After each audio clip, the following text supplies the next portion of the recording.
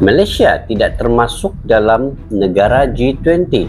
Apakah syarat yang jelas untuk sebuah negara itu masuk dalam G20? Jom kita semak video ini, guys.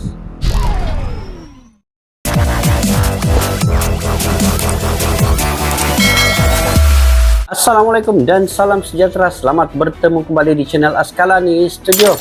Apa kabar semua sahabat kalian di luar sana? Saya mengharapkan supaya kalian sentiasa diberikan kesehatan, dimurahkan rezeki, dan juga sentiasa sukses dalam apa jua bidang yang kalian usahakan. Dan pada yang baru ketemu channel ini, selamat bergabung. Saya mengharapkan juga kalian supaya sentiasa dalam rahmat dan lindungan kasih sayang Allah Subhanahu wa taala. Oke guys, pada hari ini apa yang kita ingin lihat terkait dengan G20? Apakah persyaratan yang meletakkan suatu negara, sebuah negara itu untuk masuk ke dalam G20 ini, guys? Kenapa Malaysia tidak termasuk dalam G20 ini? Apakah sebab-sebabnya? Di dalam video ini kita semak sama-sama, guys, apakah yang menyebabkan Malaysia tidak termasuk di dalam negara G20. Yang kita ketahui bahwa G20 ini adalah perbincangan mengenai dasar-dasar ekonomi dan juga pemulihan ekonomi global.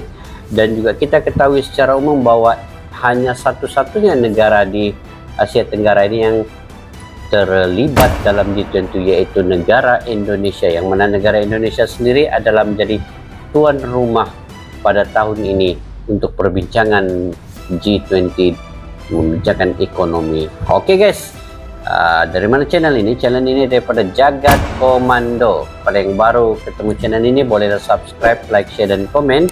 Apa tajuknya, guys? Tajuknya ialah Sok Kuat Gabung G20, Jokowi ajukan syarat tak biasa pada PM Malaysia. Kabar hari ini, KTT G20 AS. Jom kita semak video ini, guys.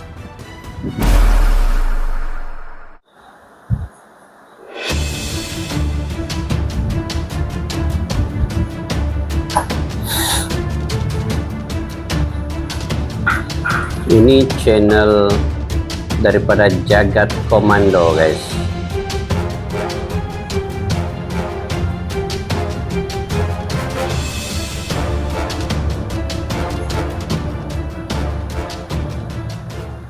Malaysia ditolak masuk G20. Ini alasannya. Oke, ini alasannya. Kita semak video ini, apa alasan sebenarnya. World News.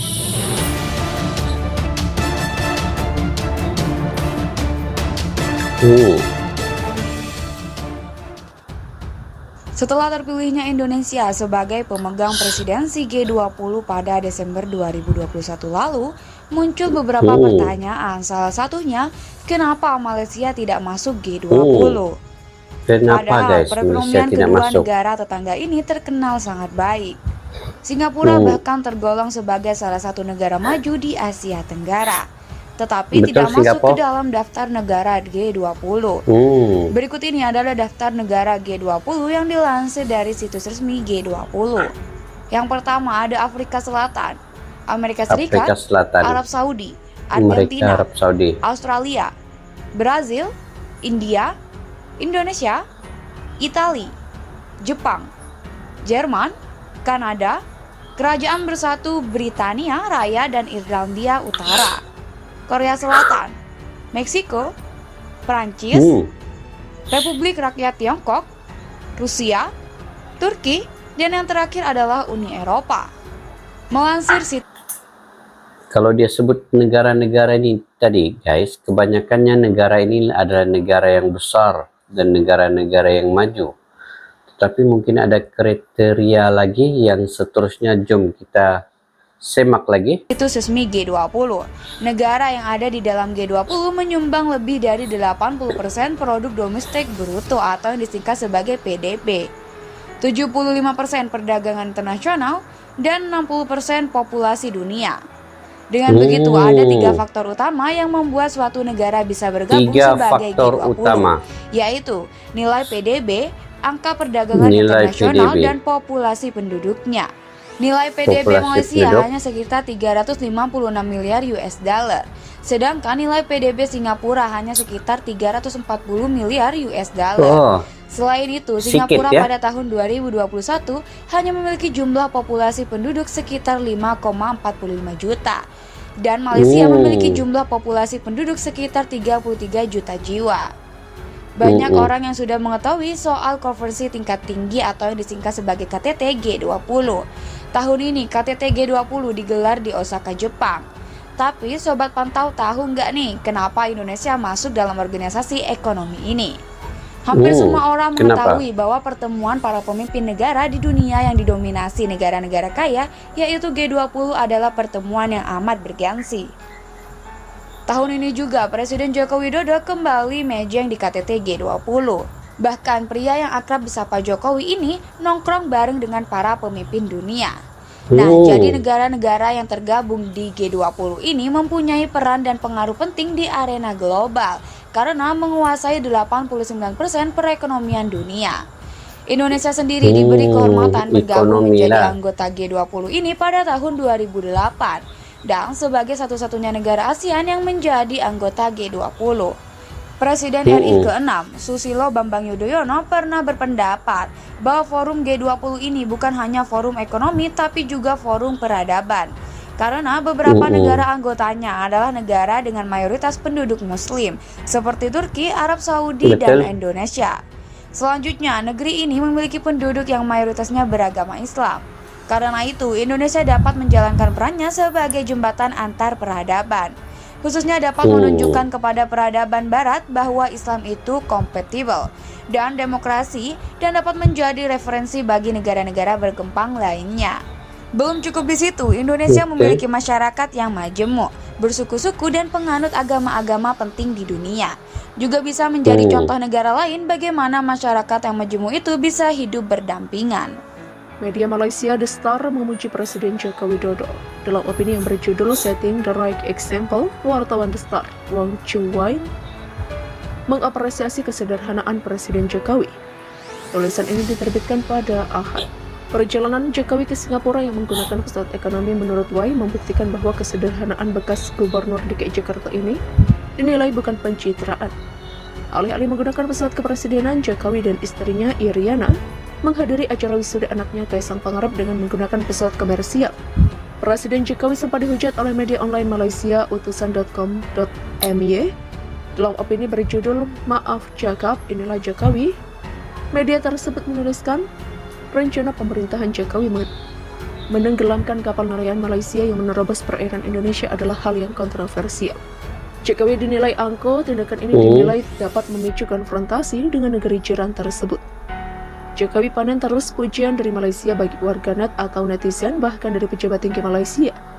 Saking kagumnya atas prestasi Pak Joko Widodo yang oleh netizen Malaysia dikatakan mesra dipanggil Pak Jokowi. Netizen Malaysia sampai-sampai hendak membajak Jokowi agar menjadi pemimpin mereka. Wah, Pak Jokowi jangan dibajak dan direbut dong. Toh kalau mau ambil Anies dan Prabowo kami relakan. WKWKWK. WKWKWK. Oke guys, setelah kita melihat video ini, apa yang kita dapat simpulkan ada 3 syarat yang diletakkan kenapa negara-negara ini masuk dalam G20. Oke, di antara syarat yang disebutkan tadi, pertama, kena pertumbuhan ekonomi standard GDP-nya itu melepasi syarat yang ditetapkan. Sekiranya melepasi itu, barulah tersenarai negara itu dalam G20. Dan yang keduanya adalah pertumbuhan penduduknya juga perlu melepasi syarat-syarat yang ditetapkan. Dan yang ketiganya, perlulah negara itu penyumbang ekspor terbesar melebihi 80% ke atas. Jadi kita ketahui bahwa Malaysia ini jumlah penduduknya adalah kecil, sebanyak 33 juta jiwa saja. Begitu juga dengan Singapura. Singapura 5.4 jiwa yang dibicarakan oleh admin ini tadi. Dan kalau mengikut perkiraan penduduk itu pun sudah tidak mampu untuk Malaysia masuk ke dalam G20. Dan walaupun kita ketahui umum sedemikian diterangkan oleh admin tadi, kita juga amat bersyukur karena Indonesia adalah satu-satunya negara di Asia Tenggara yang masuk ke dalam G20 dan juga seterusnya menjadi tuan rumah dan mempengerusikan mesyuarat G20 ini. Sebab kita ketahui bahwa G20 ini membincangkan berkaitan dengan perekonomian global dan juga ekonomi di dalam negara-negara masing-masing.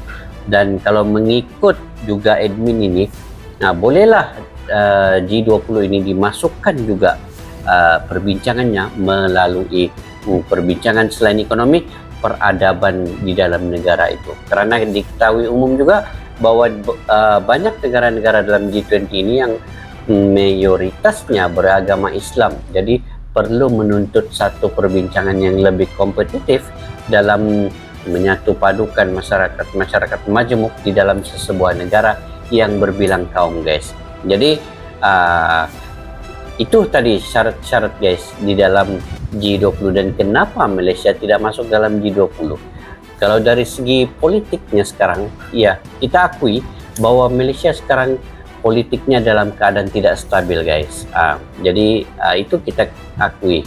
Di 5 tahun kebelakangan ini politik Malaysia ini agak panas-panas sedikit, perlu ditenteramkan, dan kita akan menunggu sehingga pilihan raya umum ke-15 nanti. Sekiranya ada satu parti yang majoritinya menang besar, itu akan memungkinkan Malaysia ini kembali ke landasan yang betul dan yang terbaik untuk memimpin negara ini kembali. Dan kini kita terpaksa akur dengan keadaan politik kita masih terumbang-ambing.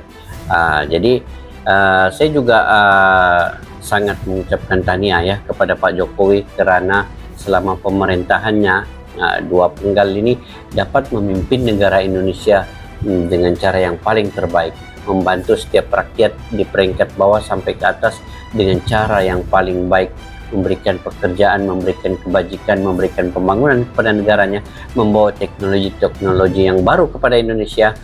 Itu kita boleh contohi, guys. Itu Malaysia boleh mencontohi apa yang dibuat oleh Pak Jokowi. Kita ambil setiap sisi-sisi positif yang ada dalam kebaikan negara-negara jiran kita itu. Walaupun kita banyak perbedaan, tetapi ambillah kebaikan-kebaikan yang ada untuk memanfaatkan kepada rakyat di negara masing-masing. Itu lebih penting. Perbedaan itu kita ketepikan sementara, guys. Jangan kita ambil keburukan itu kita ketepikan sementara. Kita ambil sisi kebaikan yang ada. Itu lebih baik, guys. Itu lebih menyatu padukan kita. Jangan kerana nila setitik rosak susu sebelanga. Jangan kerana satu keburukan kita mengabaikan ada beribu-ribu kebaikan yang telah dibuat oleh negara-negara jiran kita. Itu lebih penting, bersilaturahmi dan sebagainya untuk dunia, untuk negara, dan juga untuk rakyat itu sendiri. Oke, guys, sampai di sini saja video pada kali ini. Jika kalian punya pendapat dan pandangan tersendiri, bolehlah komentar di bawah, guys. Sama-sama kita mengambil info daripada kalian. Dan sampai jumpa lagi di video yang akan datang. Salam silaturahmi, salam seduluran. Malaysia Indonesia bersaudara. Assalamualaikum. Bye-bye.